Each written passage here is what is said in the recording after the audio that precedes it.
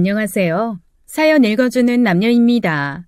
오늘도 와주셔서 감사드리며 그럼 오늘의 사연 바로 소개해드리겠습니다. 검은 머리 짐승은 거두는 게 아니라는 말이 있죠. 이번에 제가 기상천외한 일을 겪으며 사람들이 그렇게 말하는 건 이유가 있구나 싶더라고요. 나이가 많은 분들이 보시면 저 또한 어린아이 같을 수 있지만 제 나이 40살이 되기 전에 이러한 경험을 하게 될 거라고는 상상도 하지 못했습니다. 세상을 살면서 항상 좋은 사람들을 만날 수 있는 건 아니지만 그래도 믿을 수 있는 사람을 만나 가정을 이루고 그 사람을 믿으면서 살게 되잖아요. 그리고 세상 모든 사람이 나를 배신한다고 하더라도 한 사람은 내 편이 되어줘야 하는 사람이 바로 남편이잖아요. 그런데 그 남편이 남보다도 못해버리게 돼버리더라고요. 세상에 이런 사람이 다 있나 싶을 정도로 배은망덕한 사람으로 변해버리는데 그 덕분에 제 나이 40에 이혼을 결심하게 되었습니다. 요즘 이혼율이 높다곤 하지만 여러분들은 잘 아실 거예요. 애가 있으면 혹시나 나중에 애한테 발목 잡힐 일이 생길까봐 선뜻 이혼을 결정하기가 쉽지 않거든요. 하지만 시어머니나 남편의 하는 행동을 보니 제가 더 참았다가는 남편이 친정아버지한테 폐륜을 저지를 수도 있겠더라고요. 그래서 저는 애 딸린 이혼녀가 되기로 결심했습니다. 사실 시어머니든 전 남편의 잘못이든 이혼을 하면 사람들의 시선이 마냥 달갑지만은 않더라고요. 그래도 제 답답한 속을 좀 풀어보고 싶어 두리번거리다 사연 채널에까지 제 이야기를 보내게 되었습니다. 그럼 제 사연을 풀어보도록 할게요. 저는 남들 다 있는 친정엄마가 계시지 않았어요. 제가 고등학생 때 암에 걸리는 바람에 세상을 일찍 떠나셨거든요. 제가 외동이라 의지할 수 있는 곳이라곤 친정아버지밖에 없었어요. 하지만 저희 친정아버지는 저를 신경 써주실 수 없었죠. 두 분 사이가 정말 좋으셨거든요. 저희 친정아버지는 친정어머니가 돌아가신 뒤로는 일만 하셨습니다. 친정아버지 사업은 승승장구하게 되었죠. 친정아버지가 하는 사업이 잘 되는 덕분에 저는 돈이 부족한 생활을 해본 적이 없었어요. 하지만 항상 정이 고픈 마음이 있었습니다. 어디 하나 기댈 곳이 없어 외로운 학창시절을 보냈거든요. 그래서 남들보다 일찍 결혼을 준비하게 되었어요. 이런 제 마음을 잘 달래주고 든든하게 지탱해주는 모습에 의지가 많이 되었거든요. 저도 모르게 의지하고 싶은 사람이 필요했던 것 같아요. 처음 만나게 된 건 소개팅이었지만 시간이 지날수록 이런 사람과 결혼을 한다면 외롭지 않겠다라는 생각도 많이 했었어요.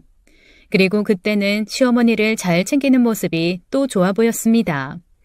사실 아들들이 엄마 챙기는 모습은 흔하진 않잖아요. 시어머니를 잘 챙기는 모습을 보며 나도 저렇게 잘 챙겨주겠지 싶은 마음에 결혼을 결심하게 되었습니다.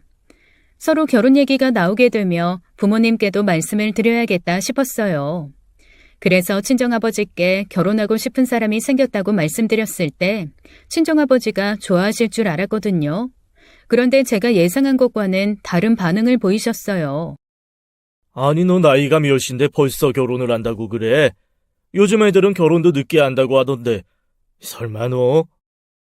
급하게 결혼해야 하는 상황이 있거나 한 건 아니에요. 아빠도 아시다시피 엄마 돌아가시고 나서 아빠는 일만 하시지 그래서 혼자 시간 보낸 날이 많았잖아요. 그래서 좋은 사람과 빨리 가정을 이루고 싶어서 그런 거예요.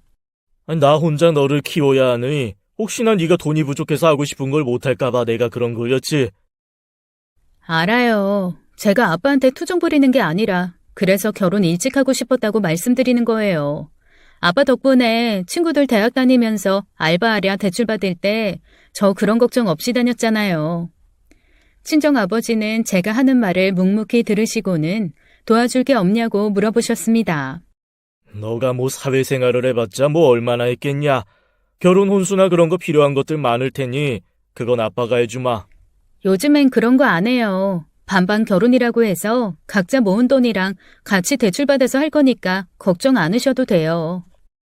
그래도 내가 누구 주려고 그렇게 열심히 일했겠냐. 다 너 해주려고 한 거지.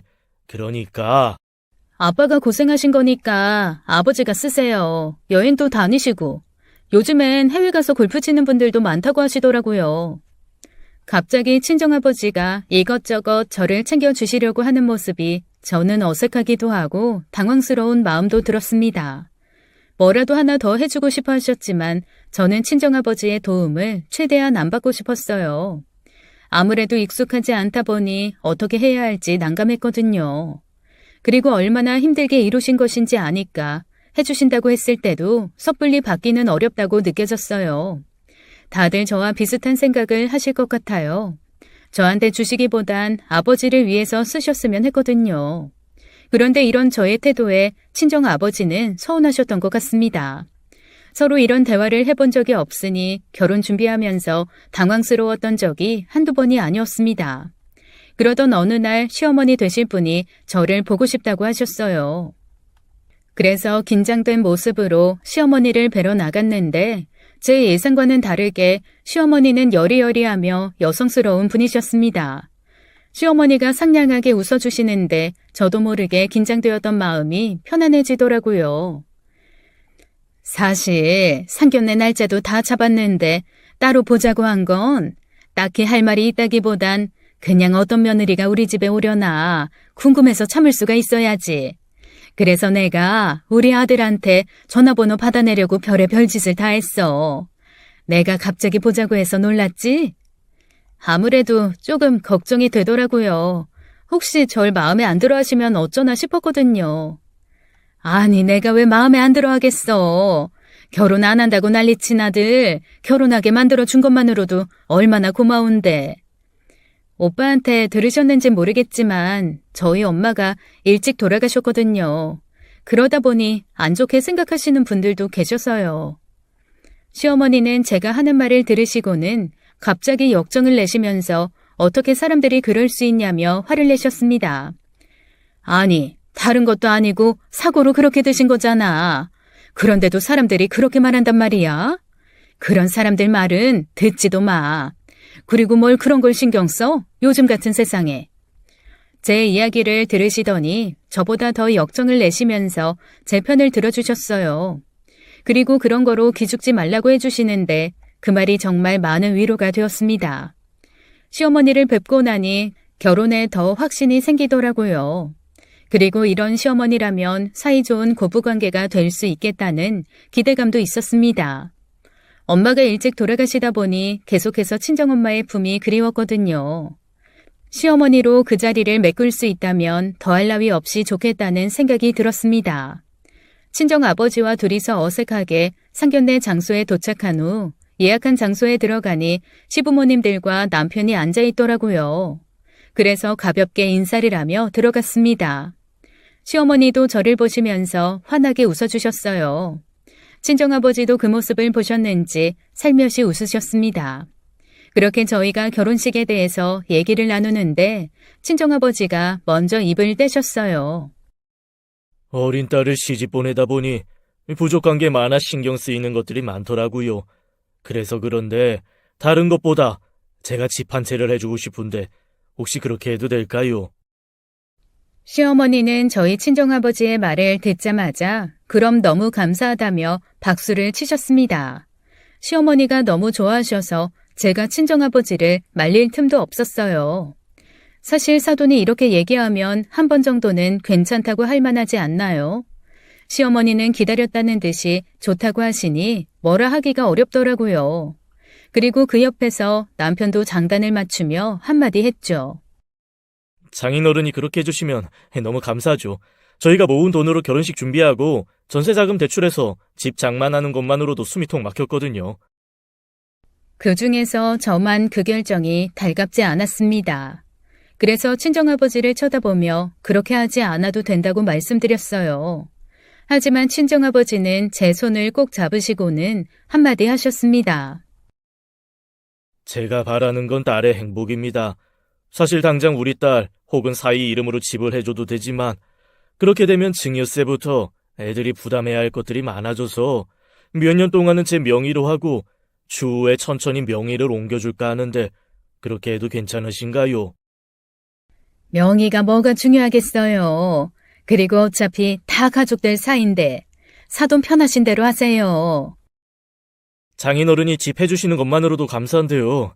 저희 엄마 말씀대로 다 같은 가족인데 누구 명의가 뭐가 중요하겠어요. 그렇게 저희 친정아버지가 신혼집을 장만해 주기로 했습니다. 하루는 시어머니가 저를 부르셔서는 저희 친정아버지가 무슨 일을 하시는지 그리고 돈은 어느 정도 있는지 물어보셨습니다. 사실 저도 제대로 아는 건 아니라서 아는 한에서는 말씀드리려고 했어요.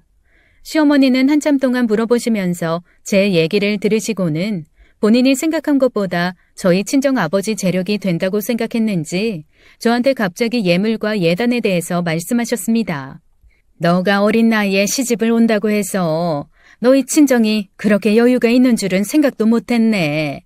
그러면 우리 예단이나 예물 같은 것도 하는 게 좋을 것 같은데 친척들한테 이불도 좀 돌리고.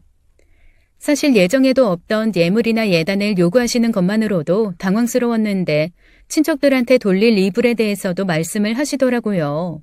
이건 아닌 것 같다는 생각에 시어머니한테 조심스럽게 제 생각을 말씀드렸습니다. 네? 갑자기요? 저희 그런 거 안 하기로 했잖아요. 그리고 갑자기 친척분들까지 챙기라고 하시니 좀 당황스러워서요. 그거야, 너가 준비 못할까 봐 그런 거였지. 보니까 친정아버지가 여유도 있으신 것 같고 어차피 너 외동이잖아.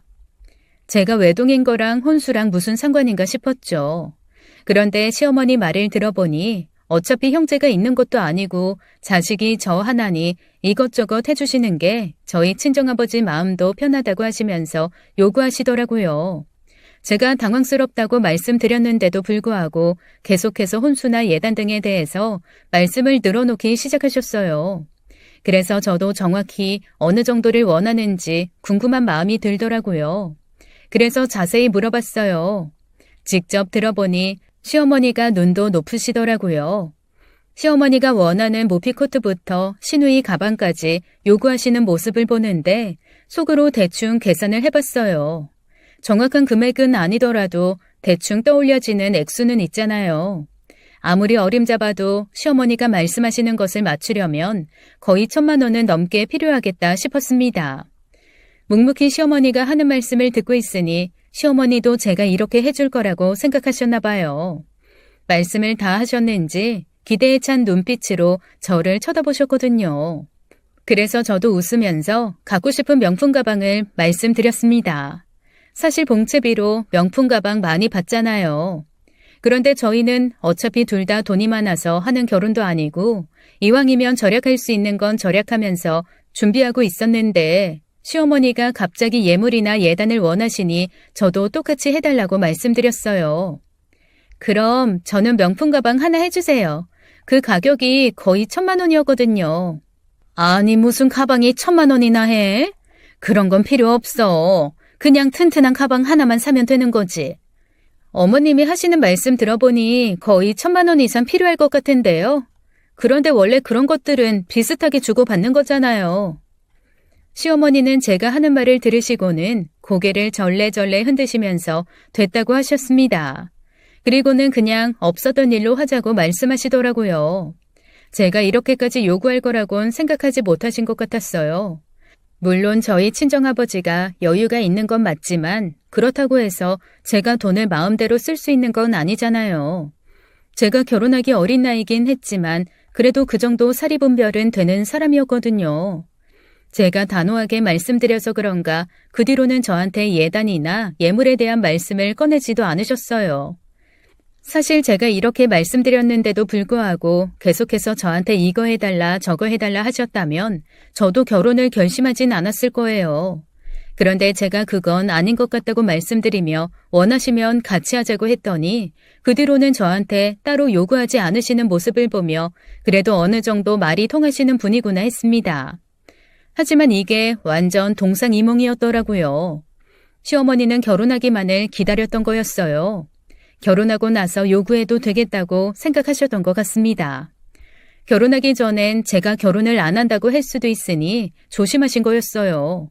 제가 결혼하자마자 저한테 은근슬쩍 친정에서 뭐 하나 받을 수 있나 호시탐탐 노리셨거든요. 결혼한 지 한 달째 됐으려나? 그때쯤 시어머니가 저한테 연락하셔서는 저희 신혼집에 오고 싶다고 하시더라고요. 어차피 집들이도 한번 해야 할 것 같아서 알겠다고 말씀드렸습니다. 그런데 그날 시누이랑 시어머니 두 분이서만 저희 집에 오셨길래 의아해서 여쭤봤죠. 집들이 한다고 말씀드렸는데 아버님은 안 오신 거예요? 그리고 아가씨가 오셨네요? 아빠는 오늘 시간이 안 된다고 하더라고요. 그런데 엄마한테 얘기 들어보니 집들이 날짜를 잡았다고 하길래 엄마랑 둘이 먼저 와봤어요. 너희 아빠 시간 또 맞추려면 언제 올 수 있을지 모르잖아. 이번에 한 번 하고 다음번에 또 한 번 하면 되는 거지. 집들이를 누가 여러 번 하고 싶겠어요. 저 역시도 한 번에 끝내고 싶었는데 아버님이 오지 않으셔서 의도치 않게 한 번 더 해야겠더라고요. 사실 다음번에 같이 오라고 말씀드리고 싶었는데 시어머니나 시누이 둘 다 벌써 저희 집에 들어가서 구경을 하고 있었습니다. 거기다 대고 집 나가라고 할 수도 없잖아요. 그래서 저도 체념을 했죠. 집을 구석구석 보던 시누이가 갑자기 가구나 저희 소품에 대해서 관심을 갖기 시작했습니다. 근데 이런 소파는 얼마나 해? 가격이 좀 있어 보이는데?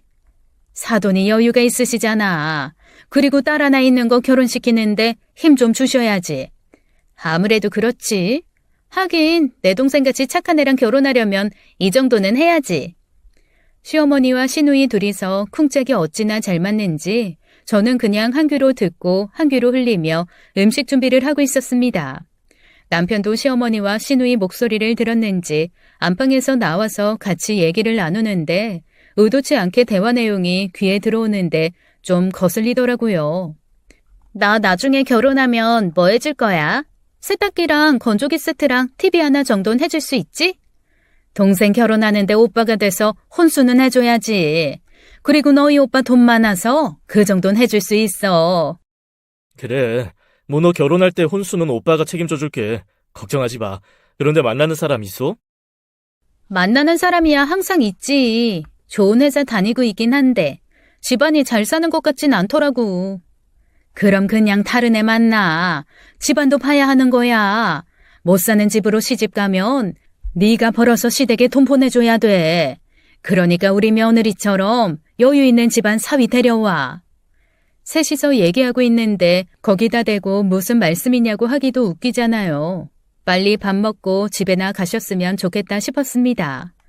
다 같이 저녁을 먹는데 시누이가 철없는 소리를 하기 시작하더라고요. 언니, 제 친구네 오빠가 이번에 결혼하는데 자기는 새언니한테 명품 가방 하나 받았다고 하는데 저는 왜 하나도 없어요? 저희는 그런 거 없이 결혼하기로 했거든요. 그래서 저도 뭐 하나 받은 거 없어요. 제 친구네 오빠도 반반 결혼한다고 했는데 새언니가 그냥 시누이랑 친하게 지내고 싶다고 하면서 선물로 줬다는데 언니도 저 하나 사주셔야 하는 거 아니에요? 심지어 잘 사신다면서요. 옆에서 시어머니가 시누이 말을 맞장구 치면서 얘가 이렇게까지 말하는데 하나 해주라는 식으로 말씀을 하시더라고요. 그래서 제가 똑부러지게 말씀드렸죠. 제가 아가씨한테 해드리면 어머님이 저한테 사주셔야 하는데 괜찮으시겠어요? 아가씨가 원하는 가방 있으면 사드릴게요. 그 김에 저도 하나 받으면 되니까요. 웃으면서 저도 받으면 되니 갖고 싶은 거 얘기하라고 했거든요. 그러니 아무 말을 못하고 어버버 하더라고요. 이렇게 은근슬쩍 뭘 해달라고 한 적이 한두 번이 아니었어요. 그래서 남편한테도 뭐라고 한 적이 있었습니다. 그럴 때마다 남편은 우리 친정이 여유가 있어서 그런 것 같은데 어차피 해주지도 않을 거면서 뭘 그렇게 열을 내냐고 하더라고요.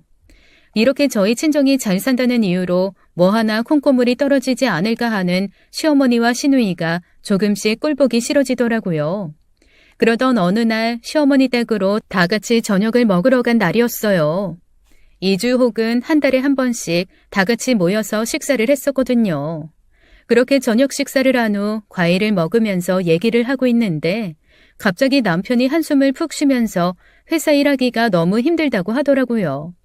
그 말을 듣던 시어머니가 갑자기 저한테 한마디 하셨습니다. 얘 요즘 회사 다니는 거 힘들어 하는데 너가 사돈한테 잘 말씀드려서 사업할 수 있도록 좀 해주면 안 되니? 제가 저희 아빠한테요? 왜요? 아니 그리고 회사 잘 다니고 있는 사람한테 무슨 사업이에요? 내 아들이라서가 아니라 우리 아들이 워낙 영특해서 누구 밑에서 일을 잘 못해. 자기가 사장이면 모를까. 어차피 아버지도 사업하시니까 그거 좀 어떻게 물려받을 수는 없을까? 어차피 너는 사업 안 할 거 아니야. 남편은 시어머니 말을 듣더니 괜찮다고 생각했는지 옆에서 자기도 사업을 하고 싶다며 한마디 거들더라고요. 내가 말을 안 해서 그렇지. 사실 나는 사업이 체질에 맞아. 당신이 장인어른한테 얘기 좀 잘해주면 안 될까? 남한테 맡기는 것보다는 사위가 사업 물려받아 사는 것도 좋잖아. 당신이 원래 사업했던 사람도 아닌데 말도 안 되지. 그리고 사업이 얼마나 힘든데. 우리 아빠도 맨날 월급쟁이가 편하다고 하셨어. 그거야 그냥 하는 말씀이신 거지. 내가 사업을 안 해서 그렇지. 사업하면 잘할걸. 오히려 장인어른이 더 좋아하실 수도 있어. 그래도 그건 아닌 것 같아. 당신 힘으로 사업하는 것도 아니고. 솔직히 저희 남편이 원래 사업을 하는 사람이었고 친정아버지가 하는 사업과 비슷했다면 저도 친정아버지한테 말씀드릴 수 있었겠죠. 저희 남편이 친정아버지 사업을 맡아서 하면 친정아버지가 쉬실 수 있으니까요. 그런데 평생을 회사만 다닌 사람이 하루아침에 사업을 하는 것이 말도 안 되는데 그거로 성공하기도 쉽지 않잖아요. 제가 그건 아닌 것 같다고 말씀드리니 시어머니가 갑자기 시누이에 대해서 얘기를 꺼내셨습니다. 그럼 사돈회사에 우리 딸 좀 취직시켜줘라. 얘가 취직하려고 일자리 알아보는데 너희 친정아버지 회사에 넣어주는 거 정도는 할 수 있잖아. 아가씨 분야도 다르고 저희 친정아버지 회사는 오래 다니신 분들이 많아서 필요한 사람도 없으실 거예요. 그래도 데려다 놓으면 시킬 일이 있겠지. 시어머니는 시누이를 어떻게든 저희 친정아버지 회사에 취업시키고 싶어 했지만 제가 그건 절대 안 되는 일이라고 못 박았어요. 어떻게 보면 시어머니나 남편 그리고 시누이까지 친정아버지의 도움을 어떻게든 받고 싶어 했지만 제가 중간에서 가로막는 것처럼 보였나 봐요. 이때부터 시어머니가 저를 대하는 태도가 달라지기 시작했습니다. 저한테 틱틱거리는 말투로 말씀하신 적도 많으시고 저 들으라는 식으로 궁시렁거린 적도 한두 번이 아니었거든요. 그러던 어느 날 친정아버지 건강이 안 좋아지셨다는 연락을 받았어요. 그 전화를 받자마자 저는 병원으로 달려갔죠. 친정엄마를 병으로 먼저 보낸 터라 친정아버지 아프다는 소식에 가슴이 철렁했거든요. 헐레벌떡 병원으로 가니 친정아버지가 병실에 누워 있으셨어요. 그 모습을 보는데 친정엄마 생각이 나며 눈물이 핑 돌았습니다. 제 얼굴을 보신 친정아버지는 저를 보면서 별일 아니라며 다독여주셨어요. 하지만 저는 너무 걱정이 되더라고요. 의사 선생님을 붙잡고는 친정아버지 어디가 아프신 거냐고 물어봤습니다. 의사 선생님도 아직 검사 중이고 원인을 찾고 있다고 하시더라고요. 암 같은 큰 병은 아니라서 다행이라는 생각도 들었지만 그러다 심각한 희귀 질환이면 어쩌나 싶은 걱정도 있었어요. 그래서 남편한테 이 사실을 얘기했죠. 친정아버지가 갑자기 입원하시는 바람에 당신도 알다시피 엄마를 병으로 보내서 내가 친정아버지 병간호를 하고 싶은데. 당연히 그래야지. 장인어른 어디가 어떻게 안 좋으신 건데 내가 뭐 도와줄 건 없어? 사실 지금 왜 그런지 몰라서 계속 검사받고 있는 중이야. 큰 병이 아니어야 할 텐데. 장인어른 운동도 열심히 하시고 건강에 좋은 것들도 잘 챙겨 드셨잖아. 그러니까 걱정 안 해도 될 거야. 괜찮으실 거야. 남편이 당연히 친정아버지 병간호를 해야 한다고 얘기해 주는데 너무 고맙더라고요. 처음에는 회사에 휴직을 내려고 했거든요.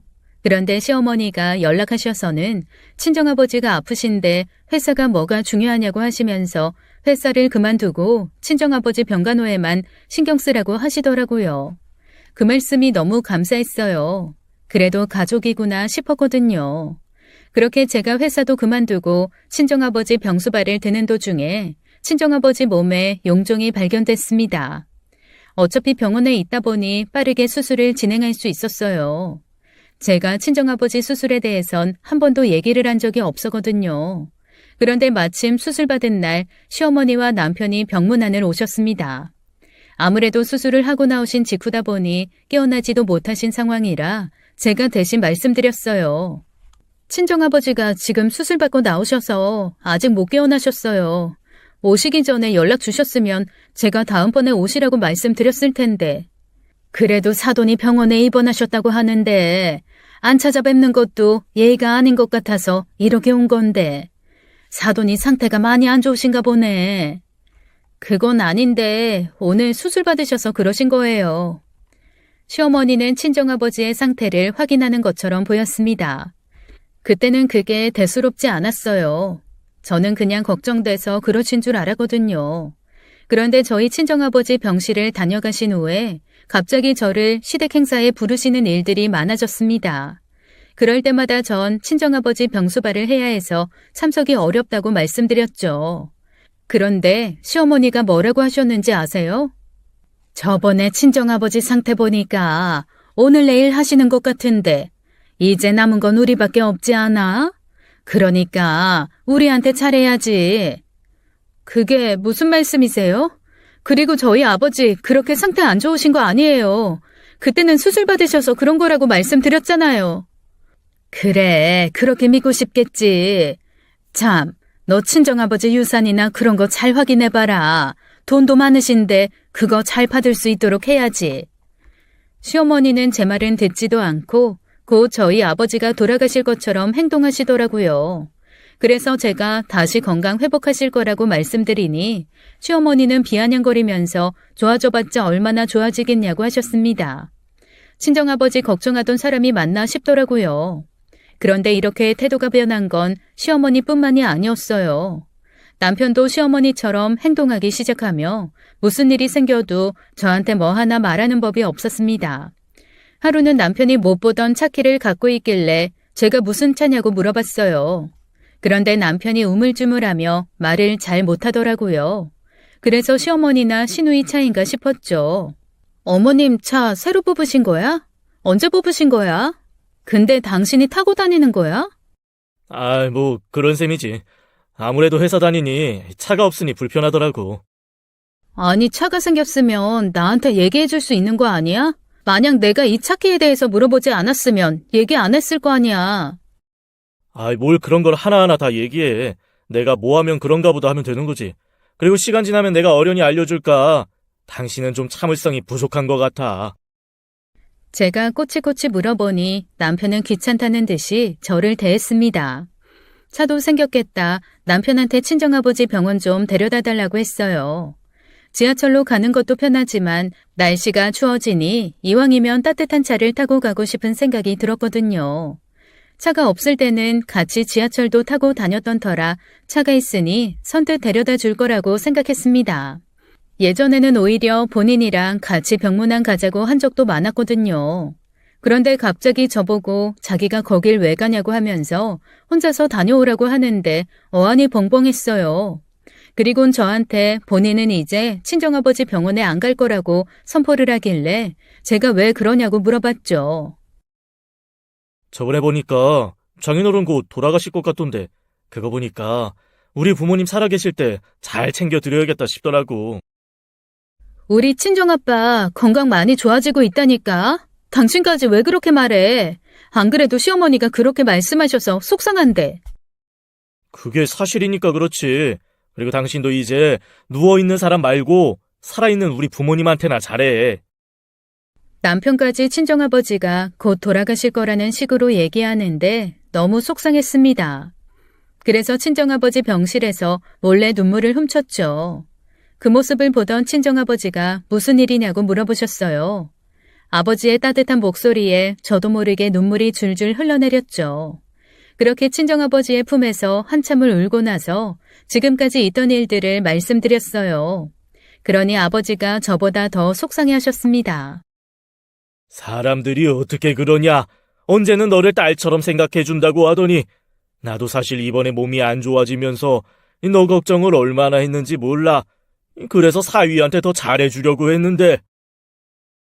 아빠, 그럴 필요도 없어요. 나는 이번에 시댁 식구들이 하는 거 보면서 오만정이 다 떨어졌다니까요. 솔직히 아빠가 충격받으실까봐 이혼한다고 말씀 못 드리는 거예요. 너한테는 그렇게 해놓고 나한테 와서는 너가 나 때문에 병원에 자주 와서 차가 필요한다고 하길래 내가 하나 뽑아줬는데. 차요? 아니, 우리 집에서 지하철 타고 오면 병원 앞인데 내가 차가 뭐가 필요했어요. 그리고 아빠도 아시다시피 서울은 차 갖고 다니는 게 더 일이잖아요. 아니, 잠깐. 아빠가 차를 뽑아주셨다고요? 그래, 이왕이면 좋은 차가 오래 쓰지 않겠냐고 하면서 나한테 이것저것 보여주더라고. 그래서 내가 사고 싶은 거로 하나 사라고 했지. 친정아버지 얘기를 듣는데 눈물이 쏙 들어가더라고요. 저한테는 자기가 장인어른을 언제까지 챙겨야 하냐는 식으로 말하더니 뒤로는 친정아버지한테 가서 저를 팔아서 차를 받았습니다. 제가 무슨 차냐고 물어봤던 그 차를 저희 친정아버지가 사주신 거였어요. 그런데 제가 친정아버지 병원에 데려다 달라고 했을 때 이제 저 혼자 가라고 한 거였죠. 본인이 필요한 것이었지만 제가 필요하다고 해야 저희 친정아버지가 사줄 거라고 생각한 거였습니다. 그 모습이 얼마나 괘씸하던지 화가 너무 나서 저도 모르게 몸이 벌벌 떨렸습니다. 그리곤 친정아버지한테 진짜 이혼을 해야겠다고 말씀드렸어요. 아빠, 나 그냥 이혼하려고요. 그런 거지 같은 집구석이랑 더 이상 같이 못 살겠어요. 사실 나 결혼하고 나서부터 뭐 하나 떨어지는 거 없나 바라는 것도 보기 짜증났는데 더 이상 못 참겠어요.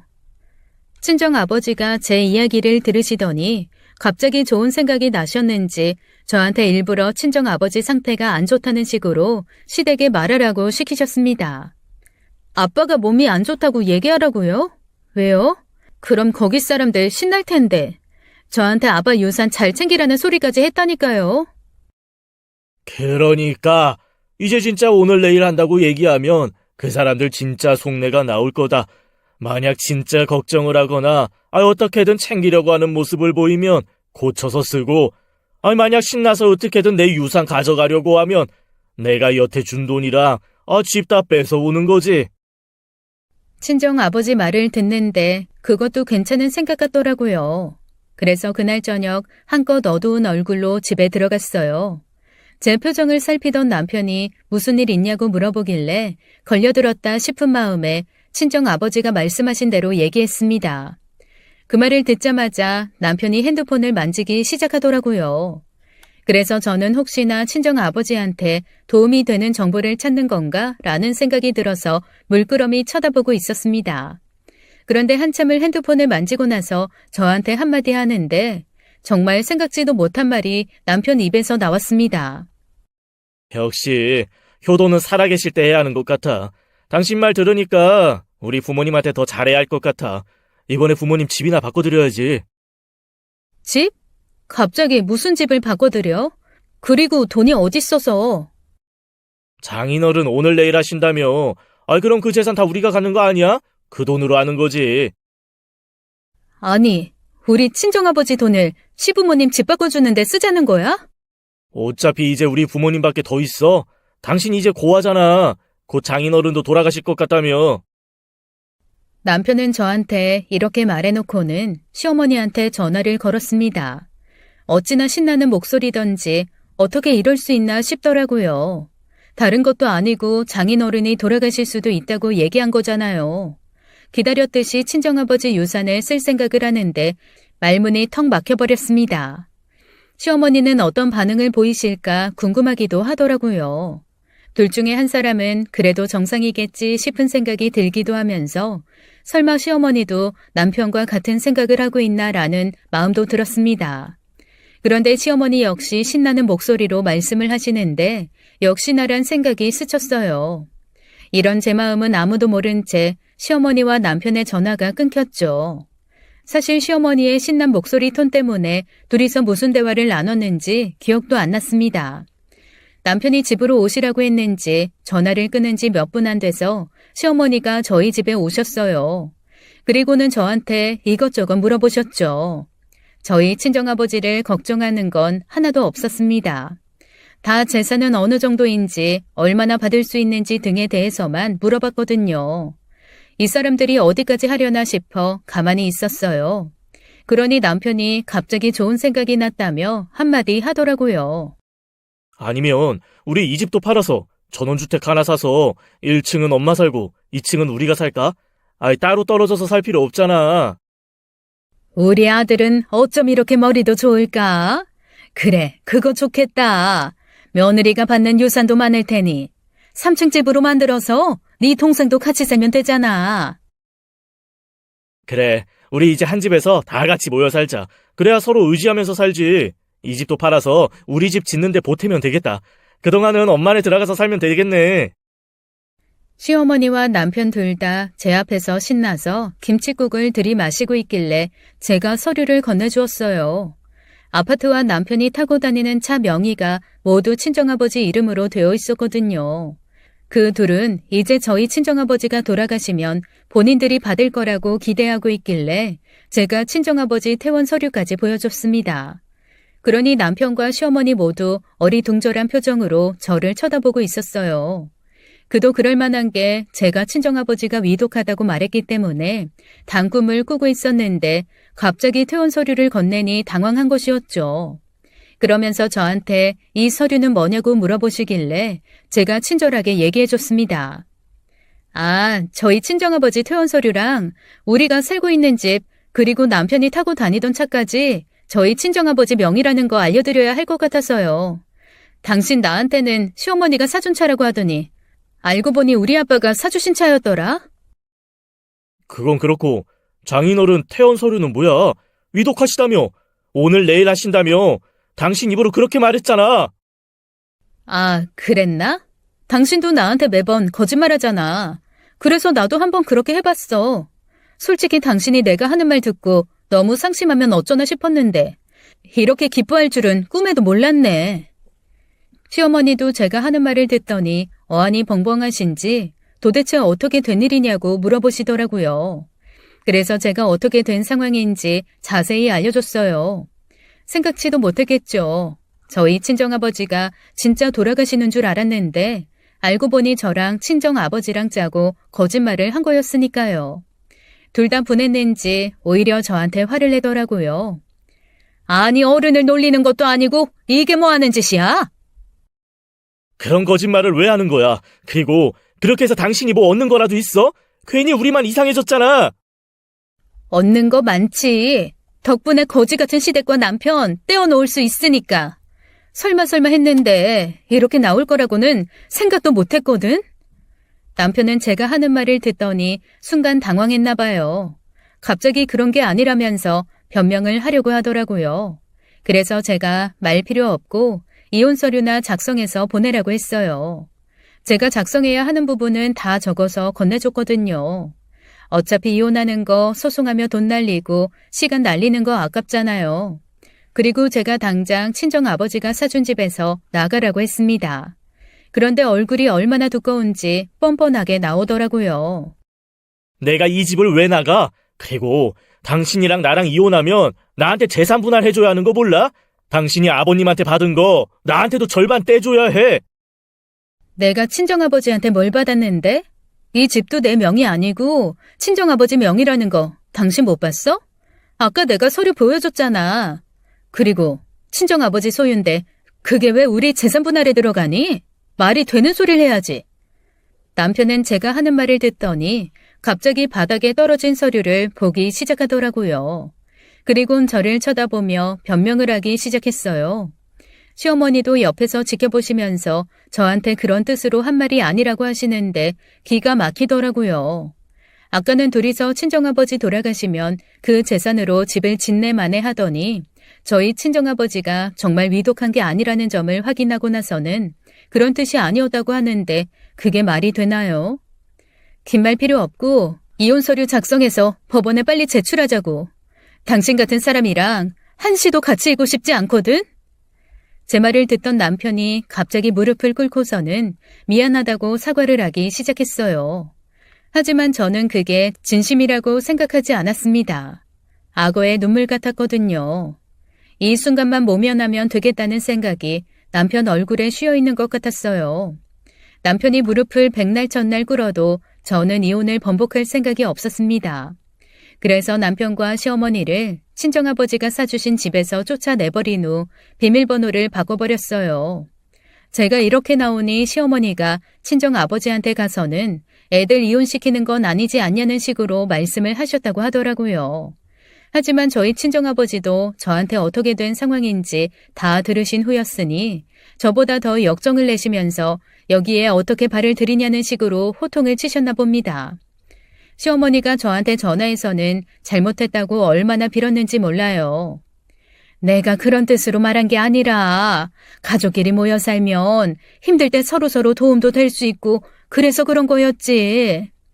그러니까 어머님이랑 남편 그리고 시누이랑 오손도손 사시라니까요. 저 빠져드린다고요.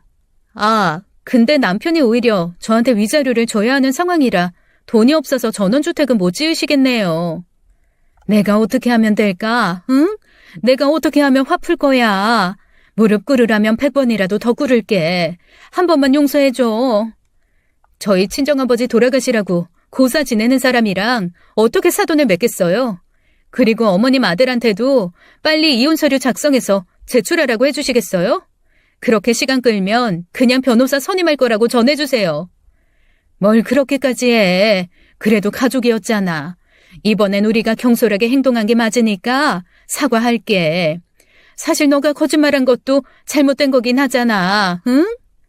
그래서 어머님이랑 남편 속내 알았죠. 얼마나 다행이에요. 더 같이 살다가는 친정아버지가 힘들게 이룬 거 홀랑 뺏길 것 같아서 더 못 살겠다니까요. 시어머니는 어떻게든 저를 설득하려고 하시더라고요. 계속 말씨름하는 것도 힘들어서 시어머니와 남편 전화를 차단해버리고는 이혼 소송을 진행했어요.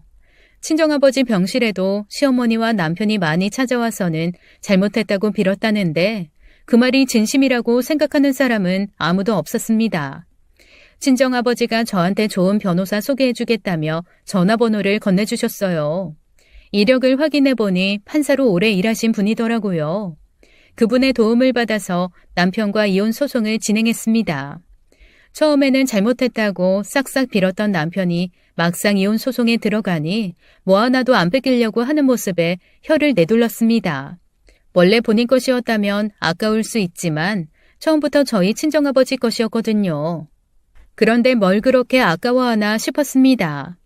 결국 남편은 저한테 위자료로 3천만 원을 줘야 하는 것으로 판결이 이루어진 거죠. 그 판결이 이루어지고 나서 남편이 저를 찾아와서는 한 번만 봐달라고 빌었어요. 당신이 집도 차도 다 가져가서 나 돈 한 푼 없는데 어떻게 내가 3천만 원이라는 돈을 당신한테 주겠어? 내가 이렇게 빌 테니까 그거 안 받으면 안 될까? 대출을 받든 회사에서 받는 월급을 나한테 다달이 붙이던지 해. 사실 나 회사 그만뒀어. 장인어른이 위독하다는 말 들었을 때 회사에다가 퇴직한다고 얘기했단 말이야. 그래서 나 지금 갈 곳도 없어. 제가 친정아버지 위독하다는 말을 했을 때 남편이 한참 동안 핸드폰을 만졌거든요. 그 이유가 회사를 그만둔다고 얘기하려고 그런 것이었더라고요. 저희 친정아버지가 돌아가시면 모든 재산을 자기가 받을 거라고 생각한 거죠. 아니 받아도 딸인 내가 받는 건데 왜 본인이 회사를 그만두는지 이해를 할 수도 없었어요. 제 돈이 곧 본인 돈이라고 생각해서 그렇게 행동한 것 같아요. 뭐가 됐든 제 상식으로는 이해가 안 되는 행동이었는데 그 핑계를 대면서 저한테 봐달라고 말하는데 제가 그걸 이해해 줄 필요는 없잖아요. 본인이 그렇게 선택한 건데 이제 와서 저보고 돈 없다고 얘기하면서 봐달라고 하는 것도 어이가 없었습니다. 그게 나랑 무슨 상관인데? 그럼 알바를 뛰던 다른 회사를 알아보던지 해서 돈을 벌어야지. 내가 왜 당신 사정을 봐줘야 하는데? 그래도 이 정도는 당신이 이해해 줄 수 있잖아. 당신이 거짓말만 안 했으면 내가 회사 관둘 일도 없었고. 아니지. 당신이 당신 것도 아닌 걸 탐내서 그런 거였지. 왜 남 탓을 해? 당신이 선택한 거 가지고. 그리고 회사 그만두는 거에 대해서 나한테 말 한마디 한 거 있어? 없잖아. 제가 남편이 하는 말을 조곤조곤 따지면서 얘기하니 남편도 할 말이 없는지 고개를 푹 숙이더라고요. 시어머니도 몇 차례 저희 친정에 오셔서는 잘못했다 한 번만 용서해달라고 하는데 벌써 서류에는 이혼이 완료된 상태였어요. 그리고 이후 친정아버지도 건강을 회복하셔서 저와 같이 지내게 되었습니다. 친정아버지나 저나 이번 일을 겪으면서 하는 말이 있어요. 이건 하늘에서 엄마가 도와줬다고밖에 생각할 수 없다고 느끼거든요.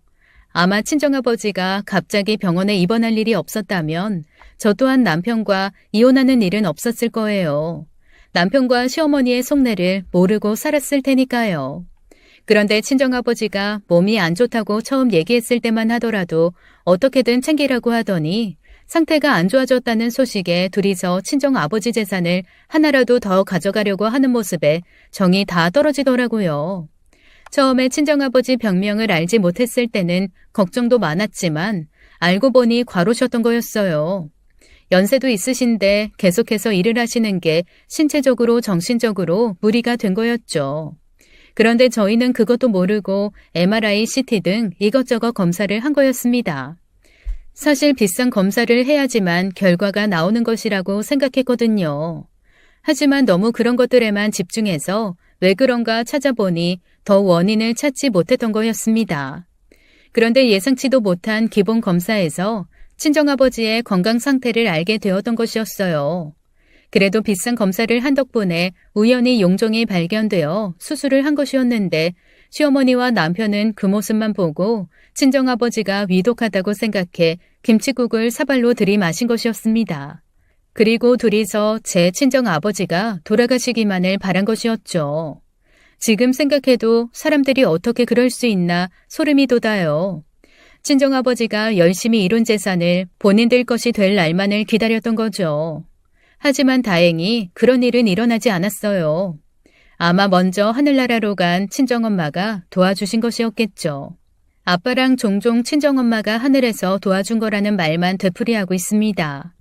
이 일이 아니었다면 친정아버지 재산을 기생충 같은 시댁과 남편한테 뺏길 뻔했으니까요. 남편이 그렇게 바라던 전원주택은 현재 제가 살고 있습니다.